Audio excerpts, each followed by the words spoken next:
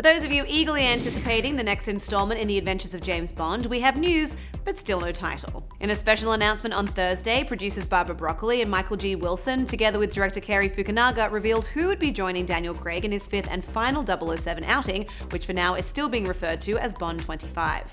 Oscar winner Rami Malek has now officially been confirmed as the film's main villain, while Lea Seydoux will reprise her role as Dr. Madeleine Swan from the previous Bond outing Spectre. Ben Whishaw will return as Q, Ralph Fiennes as M, and Naomi Harris as Miss Moneypenny. Also returning from Spectre is Rory Kinnear, while Jeffrey Wright, who was last seen in 2008's Quantum of Solace, will also make a comeback.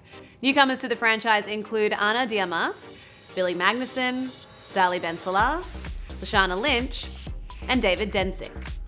In lieu of being given a title, with Wilson claiming that keeping it a secret is a tradition, fans were treated instead to some details of the plot, which sees Bond having left active service to enjoy a tranquil life in Jamaica. Of course, his piece is short-lived when he gets pulled into a mission to rescue a kidnapped scientist, leading him onto the trail of a mysterious villain, played by Malek, armed with dangerous new technology. While Malek was not in attendance at the press conference, which occurred via a live stream from Jamaica instead of being held at Pinewood Studios, he was able to record a message in New York in which he said, "I promise you all I will be making sure Mr. Bond does not have an easy ride of it in this, his 25th outing." Now, while Bond himself is no stranger to overcoming obstacles, the film has certainly seen more than its fair share since its inception.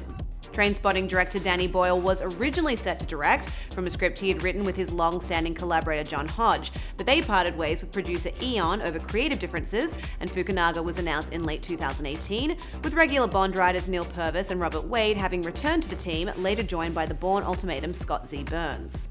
Last month, it was reported that Killing Eve creator Phoebe Waller-Bridge had been brought on board to liven up the script, and her involvement was confirmed by Wilson during the press conference. The various changes have seen the release of the film, which has already begun some pre-production work in Italy, Norway, and Jamaica, and at its regular base at Pinewood, get pushed back several times from late 2019 to February 2020, and now April 2020. To read more on this story, head to THR.com. For the Hollywood Reporter News, I'm Lindsay Rodriguez.